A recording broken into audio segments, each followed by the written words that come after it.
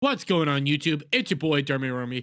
And over the past year, Disney has taken massive hits, massive disaster after massive disaster, whether it be at the parks, whether it be at their actual theme park itself, losing different political battles here or there, inciting political battles, pushing all sorts of gender identity and different political ideologies onto their children via parks, schooling, whatnot, and also throughout the entire movie basis as well. You know, you had massive flops such as The Marvels, which was one of the biggest flops for Disney in the history of Disney.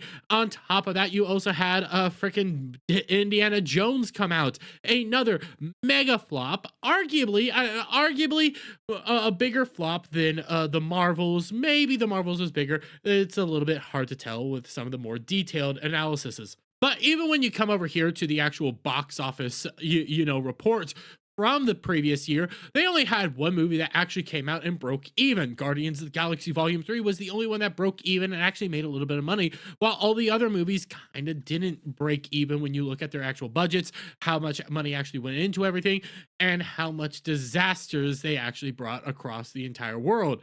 And from there on, it was inevitable. It was inevitable. We've had all sorts of chaos, all sorts of drama, all sorts of flop after flop after flop.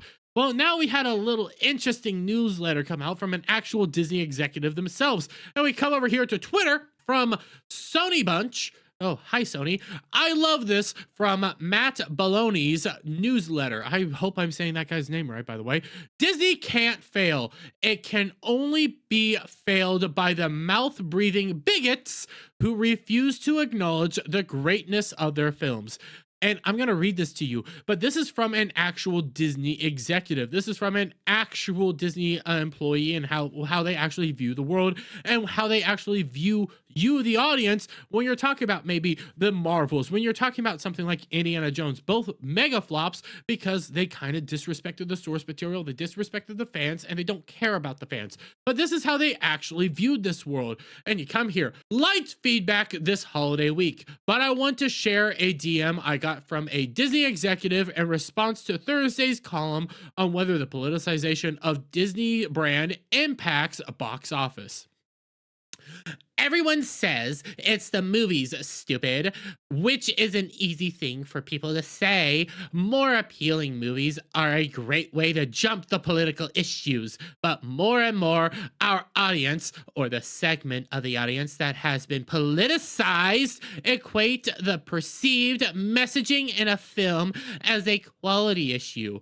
They won't say they find female empowerment distasteful in the Marvels or Star Wars, the latest trilogy starring Daisy Ridley, but they will say they don't like those movies because they are bad. So make better movies, because a code for make movies that conform to regressive gender stereotypes or put men in front of and center in the narrative, which is what you're seeing now and what Bob Iger's pivot is about right now, a Disney executive. So what did that person just say? What did that person just allude to? Well, what they outright said, in no uncertain terms, is when you come out and say, hey, this movie was bad because of, let's utilize the Marvels for an instance. One, when it comes to Captain Marvel is not a popular character even within the comic books itself.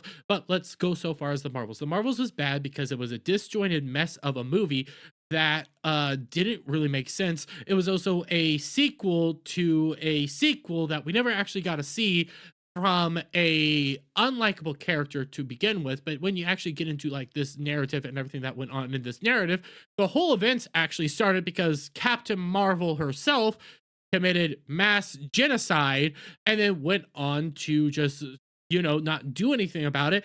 And then at the very end of the movie, she just shows that, hey, she can actually do it the whole time, and she can actually reignite a sun because, hey, she has that power. Even though they don't really show us that she ever had that power, she just had to believe in herself to have that power. Mary Sue tendencies of that. I'm not the greatest thing ever. I am the greatest thing ever.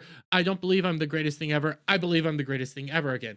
That's pretty much what the story narratives are. So when you actually can break that down and everything, what this person's saying, what this individual is actually saying when you're talking about, the Marvels, Star Wars, Indiana Jones, any of these properties, you're not actually saying you don't like these movies. You're not actually saying, hey, this movie was bad because this reason here. You're not actually saying that you dislike any of this stuff. Okay? Our movies are good. No, what you're actually saying is that you're a bigot, a sexist, a transphobe, and a homophobe. That's what you're saying. You're saying that you don't like our politics. So that's your problem. One, I don't like your politics, but nevertheless, I don't care that I care that the politics are in there. But you could actually put your politics in these movies if it was also good. Your movies aren't good. Your movies are dog water trash, and that's easy enough. I mean, for crying out loud, I give you an entire explanation as to why The Marvels was a bad movie just there, without actually pointing out any of your political ideology, without actually pointing out overt politicization. Because I can't actually point to one of their most overt politicization because it's a deleted scene that didn't come out until well after the movie was done in the theaters.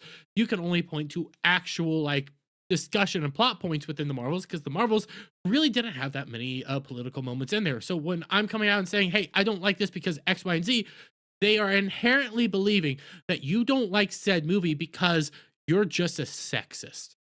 You are just a racist. You are just a bigot, transphobe, homophobe, insert all the isms here.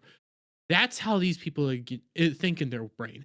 That's how these people have to think because they can never be wrong. They can never put out actual garbage tier movies. They can't actually be thought to put out horrific garbage of monumental proportion because they're always right and you're just a bigot.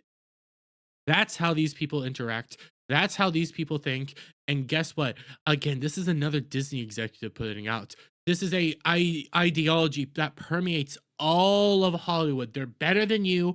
You're the dumb one. You're the garbage human, and they're greater and better than you, and you just don't understand anything that they're doing, or you just disagree with them politically. Listen, I disagree with a lot of these people politically, but just because I disagree with you politically doesn't mean that I outright despise your work. Your work can still be good if it's pushing ideology that I don't agree with. If it's pushing an agenda I don't agree with, you can still have good writing.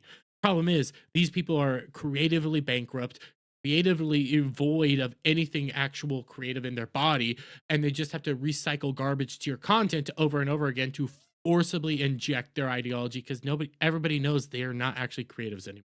But I'm going to leave it there, guys. Let me get you guys' thoughts on all this down in the comments below. If you liked this video, please give it a thumbs up, share it out, friends. Hit that subscribe button, and hit that notification bell for every time I put out a new video and go live. And I'll see you all on the next one. Bye for now.